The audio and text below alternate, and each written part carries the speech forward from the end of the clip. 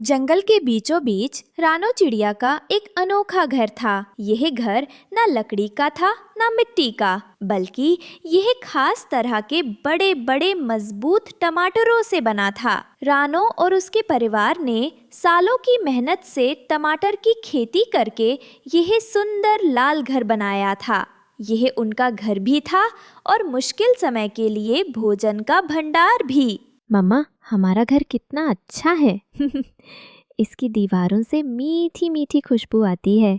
हाँ बेटा, यह घर हमारी मेहनत और प्यार का फल है। रानो अपने पति और बच्चों के साथ अपने टमाटर के घर में बहुत खुश थी। उनकी छोटी सी दुनिया सपनों जैसी थी। एक दिन जंगल में ऐसी मूसलाधार बारिश शुरू हुई जो रुकने का नाम ही नहीं ले रही थी। कुछ ही दिनों में जंगल में बाढ़ आ गई। पानी के तेज बहाव में सभी पक्षियों के खेत और भोजन के भंडार बह गए। रानो की टमाटर की पूरी खेती भी बर्बाद हो गई। बस उसका टमाटर का घर की जड़ें मजबूत होने के कारण बच गया था। 1 महीने बाद बारिश तो रुक गई, लेकिन अपने पीछे एक भयानक अकाल छोड़ गई। किसी भी पक्षी के पास खाने के लिए एक दाना तक नहीं बचा था। क्या हाल है बंटी भैया? आज बच्चों को खिलाने के लिए कुछ मिला? कहाँ हरिया भैया, पूरा दिन भटकता रहा। जमीन में एक कीड़ा तक नहीं मिला। बच्चे घर पर भूखे बैठे हैं। समझ नहीं आ रहा कल क्या होगा। एक शाम हरिया तोता और हरियाली तोती रानो के घर के पास आए। वे बहुत कमजोर और उदास दिख रहे थे। रानो, तुम कैसी हो? तुम्हारे पास तो खाने का इंतजाम है ना? हाँ हरिया भैया, हमारा ये घर ही हमारा सहारा है। पर आप इतने परेशान क्यों हैं?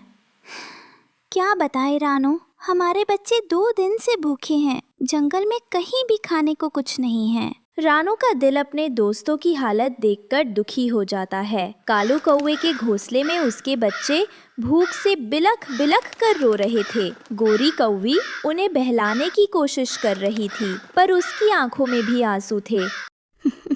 पापा, बहुत भूख लगी है, कुछ खाने को दो। कहाँ से लाऊं मैं खाना? सब कुछ तो बाढ़ में बह गया। कालू की नजर दूर रानो के लाल टमाटर के घर पर पड़ती है और उसकी आंखों में एक अजीब सी चमक आ जाती है। रानो अपने बच्चों को अपने घर की दीवार से एक छोटा सा टमाटर तोड़कर खिला रही थी। उसके बच्चे तो भरपेट खा रहे थे, लेकिन बाहर से आ रही दूसरे बच्चों की रोने की आवाजें उसका दिल चीर रही थी। मुझे बहुत डर लग रहा है रानो। अगर ये अकाल लंबा चला तो हम अपने बच्चों को कैसे पालेंगे? मुझे भी यही चिंता खाए जा रही है। ये घर ही हमारा आखिरी आसरा है। एक माँ का दिल अपने बच्चों की सुरक्षा के डर और दूसरे बच्चों की भूख के दर्द के बीच फंस गया था। अगली सुबह हरिया तोता, बंटी कबूतर और कुछ और पक्षी हिम्मत करके रानो के दरवाजे पर आते हैं। वे बहुत शर्मिंदा लग रहे थे। रानो, हम जानते हैं कि ये तुम्हारा और तुम्हारे बच्चों का हक है, पर हमारे बच्चे भूख से मर रहे हैं। क्या तुम अपने घर से एक एक टुकड़ा हमें दे सकती हो? उनकी आंखों में भीख और बेबसी थी। रानो के लिए ये देखना असहनीय था। रानो चुपचाप अपने दोस्तों को देखती रही। फिर उसने अपने घर के अंदर बैठे अपने बच्चों को देखा। उसका दिल कांप रहा था। अगर उसने घर बांट दिया तो उसके बच्चे क्या खाएंगे, और अगर नहीं बांटा तो ये सब उसके सामने ही मर जाएंगे। जो तुम्हें सही लगे वही करो रानो, हम तुम्हारे साथ हैं। रानो ने एक गहरी सांस ली। उसकी आंखों में आंसू थे, लेकिन उसके चेहरे पर एक माँ का फैसला था। रानो ने कुछ नहीं कहा। वो आगे बढ़ी और अपने सुंदर टमाटर के घर की दीवार से कांपते हुए हाथों से एक बड़ा सा टुकड़ा तोड़ा। उसने वो टुकड़ा हरिया तोते के भूखे बच्चे के आगे रख दिया। बच्चे ने तुरंत उस टमाटर को खाना शुरू कर दिया। उसे खाते देख रानो की आंखों से आंसू बहने लगे। ये सिर्फ एक टुकड़ा नहीं था, ये उसके सपनों का एक हिस्सा था। ये खबर जंगल में फैल गई कि रानो अपना घर बांट रही है। कुछ ही देर में जंगल के सभी भूखे परिवार अपने रोते हुए बच्चों के साथ रानो के घर के बाहर जमा हो गए। वहाँ कालू कौवा भी अपने भूखे बच्चों के साथ खड़ा था। रानो बहन, मेरा बच्चा सुबह से बेहोश है। बस एक टुकड़ा दे दो। भगवान तुम्हारा भला करेगा। मेरा सारा घमंड आज टूट गया रानो। मैं अपने बच्चों को भूख से तड़पते हुए नहीं देख सकता। तुम जो सजा दोगी मुझे मंजूर है, पर इन्हें बचा लो, कृपया इन्हें बचा लो।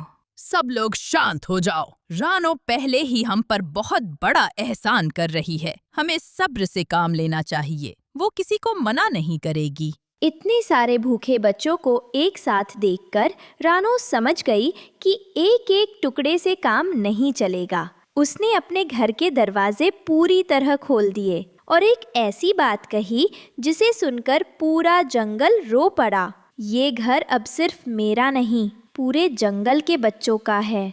आओ और अपने बच्चों का पेट भर लो। वो एक ऐसा दृश्य था जिसे जंगल कभी नहीं भूल सकता था। हर पक्षी आता, रानो के घर का एक टुकड़ा तोड़ता और अपने भूखे बच्चे को खिलाता। रानो और उसका परिवार घर के एक कोने में खड़े होकर अपने सपनों के घर को टुकड़ा टुकड़ा होकर खत्म होते हुए देखते रहे। शाम होते होते उस सुंदर टमाटर के महल की जगह सिर्फ एक ढांचा बचा था।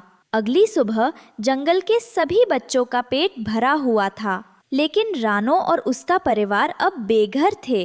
वे अपने टूटे हुए घर के ढांचे में बैठे थे। तभी पूरा जंगल वहां इकट्ठा हो गया।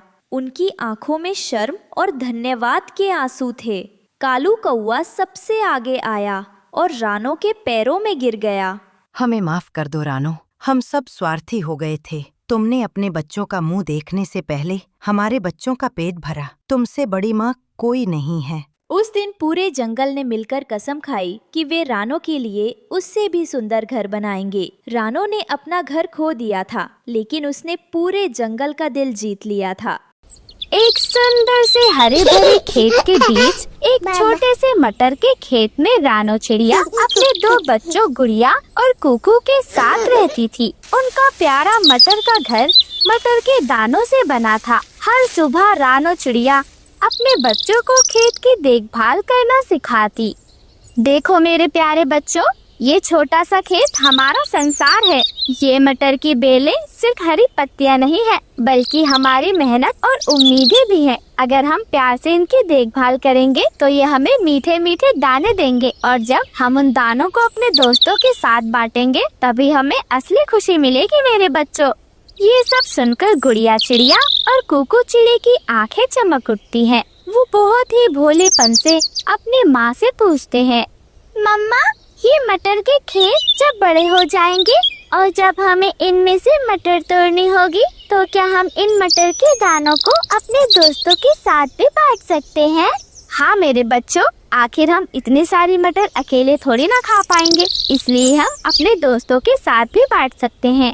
मम्मा, मैं सबसे मीठे मटर के दाने चुनूंगी और अपनी गुड़िया जैसी सहेलियों को खिलाऊंगी। वो सब कहेंगी कि गुड़िया के खेत के मटर तो सबसे मीठे हैं। और मम्मा, मैं तो सबसे पहले तोता अंकल को दूंगा। तोता अंकल हमेशा कहते हैं कि कुकू बड़ा होकर बहादुर बनेगा। मैं चाहता हूँ कि वो खुश हो जाए।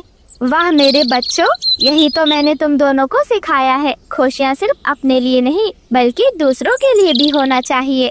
ये सब सुनकर गुड़िया और कुकू खुशी से उछलने लगते हैं। माँ चिड़िया उन्हें देखकर बहुत खुश हो जाती है। रानो चिड़िया की यही जिंदगी थी। उसका संसार उसके मटर के खेत और उसके बच्चों में बसता।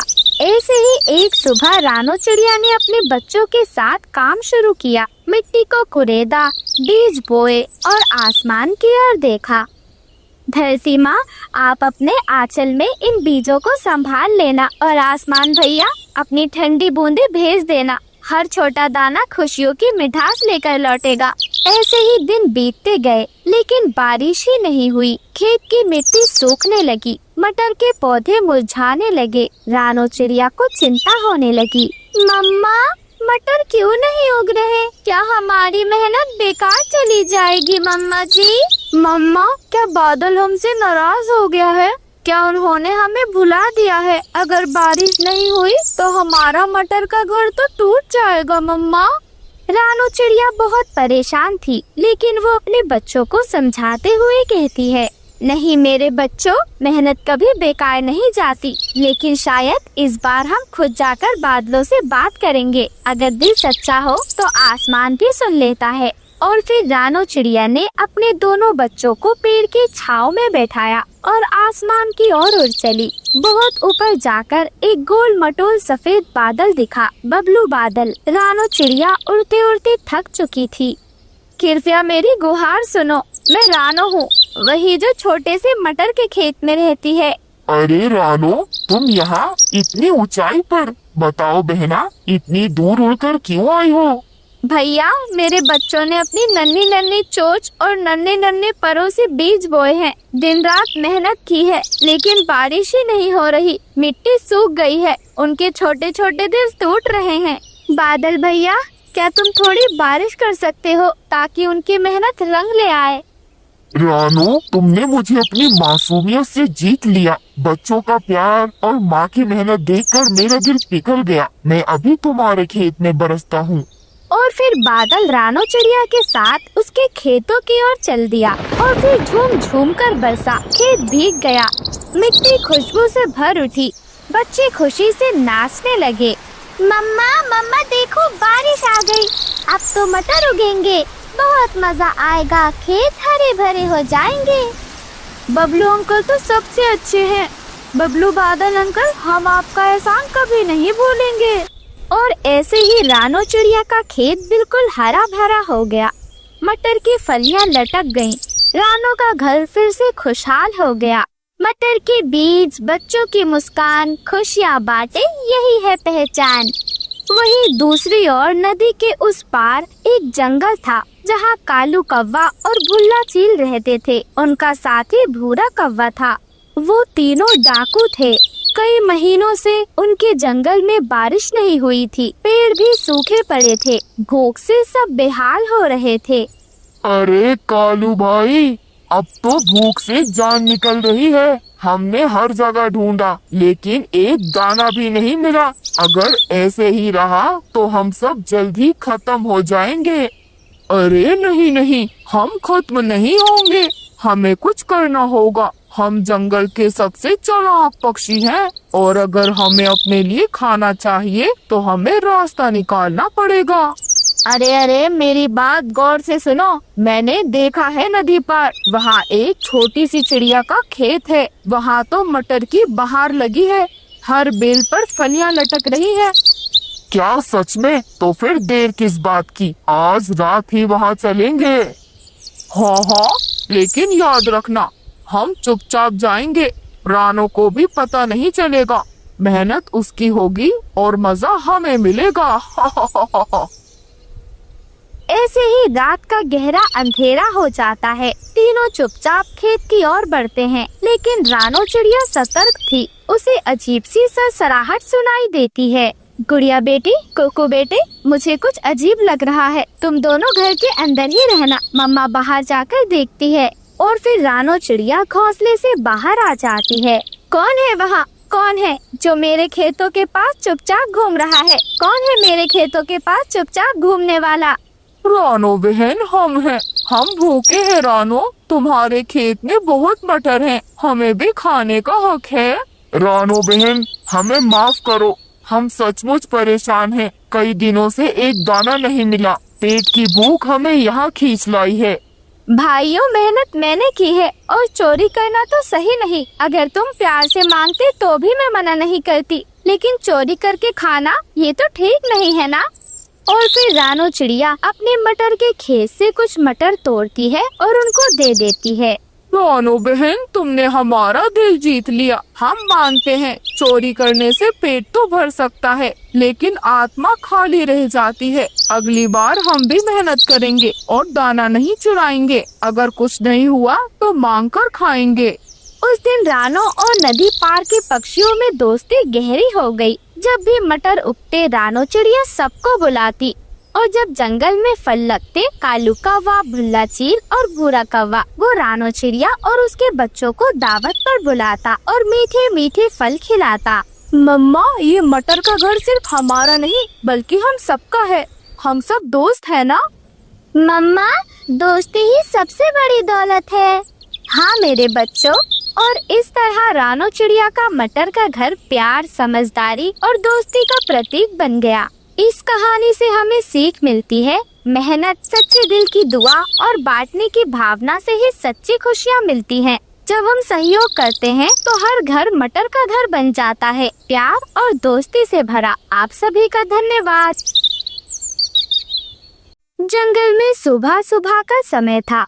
चारों ओर चिड़ियों की चहचहाट गूंज रही थी। एक हरे भरे जंगल के बीचों बीच एक शांत सी झील थी। झील के किनारे चमकती हुई घास और फूलों की महक थी। उसी किनारे एक छोटी सी चिड़िया रानो ने सोने के जैसे दिखने वाले तिनकों से, यानी कि सूखी चमकीली घास से अपना घर बनाया हुआ था। ये घर मैंने अपने सपनों से बुना है।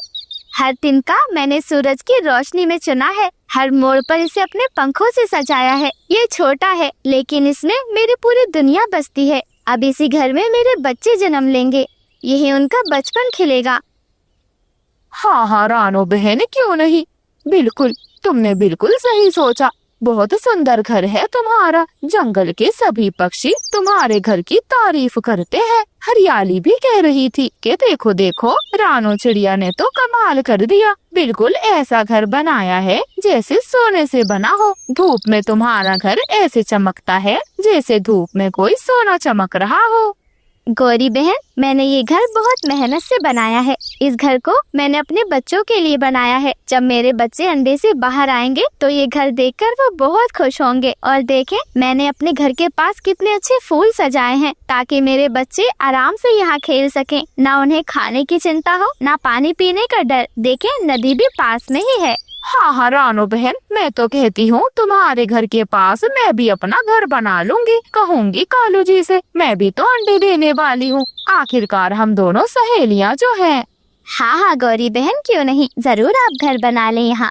अच्छा, मैं चलती हूँ, बात करूँगी कालू जी से। इतना कहकर गौरी कवि वहाँ से चली जाती है। वहीं दूसरी तरफ रानो के घोंसले में 2 अंडे थे, छोटे छोटे अंडे। और रानो चिड़िया दिन रात उन्हें अपने पंखों से ढकती, उन्हें हवा से और हर खतरे से बचाती। मेरे नन्हे नन्हे अंडों, तुम दोनों मेरी सांसों की वजह हो। जब तुम उड़ोगे तब मेरी आत्मा उड़ान भरेगी। जब तुम इस दुनिया में आओगे ना, तो देखना तुम्हारी माँ ने कितना अच्छा घोंसला बनाया है। तुम्हारे लिए नदी का ठंडा पानी और प्यारे प्यारे फूलों की खुशबू इंतजार कर रही है मेरे बच्चों।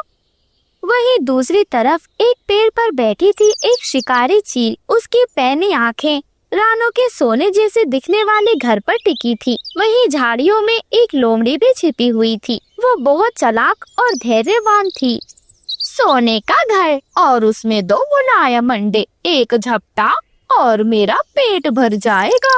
अरे अरे, ये चील तो बस ताक में लगी है, लेकिन असली चाल तो मैं चलूंगी। जब सब सो रहे होंगे तब अपना खेल खेलूंगी और चिड़िया के दोनों अंडे मेरे। फिर किसी दिन फुर्सत में आऊंगी और इस छोटी चिड़िया को भी खा जाऊंगी। सुबह सुबह का समय था। रानो चिड़िया अपने पौधों में, अपने फूलों में पानी दे रही थी। तभी उसकी नजर चील के पंख पर पड़ती है। हे भगवान, ये क्या? ये तो चील का पंख है। लगता है उसे मेरे अंडों की भनक लग गई है। ये जंगल जितना सुंदर है उतना ही खतरनाक है। हर तरफ शिकारी हैं। मुझे अपने बच्चों की रक्षा करनी होगी। पास के पेड़ पर बैठा हुआ मिठू तोता उसकी सारी बातें सुन रहा था। जब उसने रानो चिड़िया की चिंता सुनी तो वो ऊपर से ही कहता है, अरे रानो बहन, डर मत, तेरा सोने का घर है, लेकिन इसकी असली ताकत तेरे प्यार में है। मैं तेरा साथ दूंगा। अगर हम साथ रहे तो कोई भी शिकारी पास नहीं आ पाएगा। आपका बहुत बहुत शुक्रिया मिठू भैया, लेकिन यहाँ पर मुझे कुछ निशान नजर आ रहे हैं। ये किसी शिकारी जानवर के हैं और ये चील का पंख। ना जाने कितने जानवर और पक्षी मेरे अंडों के ऊपर नजर गड़ाए बैठे हैं। अरे रानो, चिंता मत कर, मैं हूँ ना, मैं भी नजर रखूंगा और तू भी सतर्क रहना। ऐसे ही रात के समय रानो चिड़िया अपने अंडों के पास ही बैठी थी। चील बिजली की तरह झपटती है और सोने के घर को नोचने लगती है। वो जैसे भी कर बस रानो चिड़िया के अंडों को हड़पना चाहती थी, उन्हें खाना चाहती थी। आज मैं भूख नहीं सहूंगी। ये अंडे मेरे हैं, सोने का घर भी मेरा होगा और ये अंडे भी। तभी रानो चिड़िया अपने घोंसले से बाहर आ जाती है। वो हिम्मत जुटाती है। मेरे बच्चों को मत छूना, ये घर सिर्फ तिनकों का नहीं, ये मेरी आत्मा का विस्तार है। मैं तुम्हें रोकूंगी, मेरे होते हुए मैं तुम्हें अपने अंडों को छूने भी नहीं दूंगी। अरे तू एक नन्ही सी चिड़िया, तू रोकेगी अब मुझे? अब तू देख, पहले आज तुझे ही शिकार बनाऊंगी। चील, मैं छोटी जरूर हूँ, लेकिन मेरे जीते जी तू मेरे अंडों पर अपना पर भी नहीं लगा सकती। उन्हें खाना तो बहुत दूर की बात है। और फिर रानो चिड़िया ने अपने नन्हे शरीर से चील का सामना किया। वो बार बार चील के पंजों से बचती रही, अपने बच्चों की ढाल बनी। जब तक मेरी सांसें चल रही है, कोई मेरे बच्चों को छू नहीं सकता। मैं माँ हूँ और माँ की ताकत को कोई मात नहीं दे सकता। चील, एक माँ को कभी कम मत आंकना। शोर की आवाज सुनकर मिठू तोता भी उड़ते हुए वहाँ पर आ जाता है और वो चील की आँखों पर वार करता है। अरे भाग जा चील, ये घर माँ के प्यार से बना है। तेरी भूख इसकी दीवार नहीं तोड़ सकती। अभी मैं शोर मचाकर जंगल के सभी पक्षियों को इकट्ठा कर लूँगा और फिर देखना, तेरे पंख नोच कर फेंक देंगे सब। इतना सुनकर चील चौंक जाती है और वो उड़कर वहाँ से भाग जाती है। मिठू भैया, तुमने मेरी मदद की, तुमने मेरी उम्मीद को बचा लिया। अगर आज तुम ना होते तो एक माँ हार जाती। रानो, हम सच्चे पड़ोसी हैं और हम एक दूसरे के दोस्त भी तो हैं। सच्चे साथी मुश्किल में ही पहचाने जाते हैं। ऐसे ही धीरे धीरे कुछ समय बीत जाता है। रानो चिड़िया सतर्क थी, पर लोमड़ी और चील दोनों बहुत चालाक थे। मैं पहली बार चूक गई थी, अब की बार खाली नहीं लौटूंगी। चील तो ताक में है, लेकिन असली शिकार तो मैं करूंगी।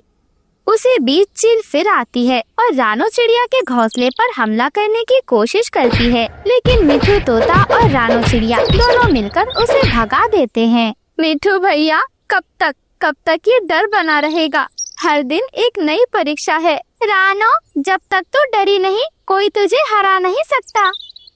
एक रात रानो चिड़िया किसी काम से थोड़ी दूर चली गई थी। उसी रात लोमड़ी आती है और मौके का फायदा उठाकर वो एक अंडा उठाकर भाग जाती है। जब रानो चिड़िया अपने घोंसले में लौटती है तो अपना अंडा वहाँ ना पाकर वो तो बुरी तरह टूट जाती है। नहीं, मेरी बच्ची, मेरा सपना, सब कुछ अधूरा रह गया। मैं सोचती थी कि मेरे दोनों बच्चे साथ उड़ेंगे, लेकिन अब तो मेरा आकाश ही अधूरा है। रानो के रोने की आवाज सुनकर मिठू तोता और बंटी कबूतर दोनों उसके पास आ जाते हैं। अरे रानो, ये जंगल है, यहाँ हर माँ को लड़ना पड़ता है। तू टूटी नहीं है, तू मजबूत है। हाँ रानो बहन, अब मैं भी तुम्हारे साथ हूँ। हम तीनों मिलकर इस अंडे में से बच्चा निकलने तक तुम्हारी देख रेख में रहेंगे। तुम बिल्कुल भी चिंता मत करो, अब तुम्हारे अंडे पर किसी की नजर भी नहीं पड़ने देंगे हम। हे भगवान, क्यों हर बार एक माँ को इतनी मुश्किल परीक्षाओं से गुजरना पड़ता है? हर बार एक माँ की परीक्षा इतनी कठिन क्यों होती है? क्या प्यार की कीमत इतनी भारी होती है भगवान? रानो, तेरे आंसू तेरी ताकत है। जो बच्चा बचा है अब वो तेरा भविष्य है, उसे बचा, और जो खोया है उसकी याद को अपनी शक्ति बना। हाँ रानो, अब वक्त आ गया है। तुझे अपने बच्चे के लिए जीना होगा, लड़ना होगा और मजबूत बनना होगा। ऐसे ही एक शाम उस बचे हुए अंडे से एक बच्चा निकलता है। रानो चिड़िया उसका नाम कुकू रखती है। मेरे बेटे कुकू, अब तू ही मेरी दुनिया है कुकू। तेरी मुस्कान में मेरी सुबह है, तेरी उड़ान में मेरा आकाश है मेरे बच्चे। समय के साथ साथ धीरे धीरे कुकू बड़ा हो जाता। एक दिन वो अपनी माँ से सवाल करता है, मम्मा सबके बहन भाई होते हैं, मेरा कोई क्यों नहीं? ना मेरी कोई बहन है, ना ही मेरा कोई भाई है। कुकू बेटे, था, आपकी बहन थी शायद। जब तुम दोनों अंडे में थे, एक लोमड़ी आई और तेरी बहन वाला अंडा ले गई। क्या उस लोमड़ी ने मेरी बहन को छीना? माँ, मैं उसे सबक सिखाऊंगा। कुकू बेटे, न्याय जरूरी है, लेकिन बदले की आग में खुद को मत जलाना। माँ, ये बदला नहीं, ये मेरी बहन की आवाज है, मैं उसे न्याय दिलाऊंगा। कुकू बेटे, आपको इसके लिए मजबूत बनना होगा। अपनी चोंच और अपने पंजों को इतना मजबूत बनाना होगा कि तुम बड़े से बड़े शिकारियों का भी सामना कर सको। और फिर कुकू ने अपने माँ की इस बात को गौर से सुना और फिर अपने उड़ने का अभ्यास शुरू किया। कुकू ने उड़ना सीखा और अपने पंजे मजबूत किए। अब मैं बिल्कुल तैयार हूँ उस चील और लोमड़ी से अपना बदला लेने के लिए। अब मैं न्याय दिलाऊंगा अपनी बहन को। कुकू अब बड़ा और समझदार हो चुका था। एक दिन वही लोमड़ी फिर से आती है। उसकी आंखों में चालाकी और लालच चमक रहा था। वो झाड़ियों के पीछे बैठी हुई थी। सोने का घर और उसमें वो चिड़िया और उसका बच्चा। आज मैं खाली हाथ नहीं लौटने वाली। जंगल में जो सबसे कीमती है वही तो मेरा इनाम है। वहीं पेड़ पर बैठी हुई चील भी लोमड़ी के शिकार करने का इंतजार कर रही थी। अरे अरे लोमड़ी बहन, जो होगा आधा आधा होगा, ठीक है ना? कुकू उन्हें देख लेता है। रुक जा लोमड़ी, अब तूने गलत घर चुना है। ये घर अब सिर्फ माँ का नहीं, मेरा भी है और मैं इसे टूटने नहीं दूंगा। और फिर कुकू चिड़ा अपनी पूरी ताकत लगाकर लोमड़ी के पास जाता है। वो उसकी आंखों पर चोट मारता है। लोमड़ी चीखती है और पीछे हट जाती है। तभी आसमान से चील कुकू की ओर झपटती है, लेकिन कुकू अपनी तेज चोंच उसकी आंखों में गड़ा देता है, जिससे चील को दर्द होता है और वो भी डरकर पीछे हट जाती है। तुम दोनों सुन लो, ये सोने का घर सिर्फ तिनकों से नहीं बना, ये माँ के आंसुओं, उनकी दुआओं और मेरे साहस से बना है। इसे तोड़ने की ताकत तुम में से किसी में भी नहीं है, समझे तुम दोनों? अब चले जाओ यहाँ से, वरना जंगल के पक्षियों को इकट्ठा कर कर तुम्हें वो सबक सिखाऊंगा जो कभी किसी ने नहीं सिखाया होगा। और कभी पलटकर वापस मत आना इस जंगल में।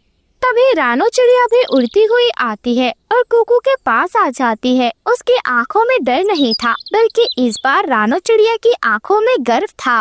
कुकू बेटे, तू मेरी उड़ान है। आज तूने दिखा दिया कि माँ का सहारा सिर्फ उसके पंख नहीं, उसका बच्चा भी होता है। चील और दुष्ट लोमड़ी वहाँ से डरकर भाग जाती हैं। वो दूर जंगल छोड़कर चली जाती हैं और फिर कभी लौटकर वापस नहीं आती। जंगल में फिर से शांति आ जाती है। तभी बंटी कबूतर और मिठू तोता भी उड़ते हुए रानो चिड़िया के पास आते हैं। अरे रानो, कुकू, आज तुम दोनों ने मुझे भी सिखा दिया कि माँ का प्यार और बेटे की हिम्मत मिलकर जंगल की सबसे बड़ी ताकत बन सकते हैं। हाँ हाँ रानो, अब जंगल के सभी पक्षी उस दुष्ट लोमड़ी और चील के डर से आजाद हो गए हैं। सच में रानो, तुम्हारे बेटे को तुमने बहुत कुछ सिखाया है। बहुत मजबूत है तुम्हारा बच्चा। ऐसे ही धीरे धीरे समय बीतता जाता है। जंगल में शांति लौट आई थी। सोने का घर अब और भी ज्यादा चमकने लगा था। कुकू रोज अपनी उड़ने की प्रैक्टिस करता और चाचा कबूतर से नई नई बातें सीखता। माँ, अब कोई आपको और हमारे घर को दुख नहीं देगा। आपने मुझे प्यार से पाला, मुझे उड़ना सिखाया और अब तुम्हें डरने की जरूरत नहीं है माँ। तुम्हारा बेटा कुकू तुम्हारे साथ है। बेटा, तू मेरी आंखों का तारा है। मैंने अपनी बेटी को खोया, लेकिन तुझ में उसकी झलक देखती हूँ। तू मेरी टूटी हुई आत्मा को फिर से जीने की वजह देता है मेरे बच्चे। माँ, मैं वादा करता हूँ इस छोटे से घर को आसमान जितना ऊंचा बनाऊंगा और उस बहन की याद को हमेशा अपने दिल में रखूंगा। अरे रानो बहन, प्यारे कुकू, आज तुम दोनों ने मुझे सीख दी है। मैंने लंबी उम्र में बहुत से पक्षियों को, लोमड़ियों को और चीलों को इंसानों से हारते देखा है, लेकिन आज पहली बार देख रहा हूँ कि माँ के प्यार और बेटे का साहस मिलकर कैसे अटूट दीवार बन सकता है। याद रखो, सोने का घर चाहे कितना भी छोटा क्यों ना हो, अगर उसमें परिवार की ताकत और प्यार हो तो कोई ताकत उसे हिला नहीं सकती।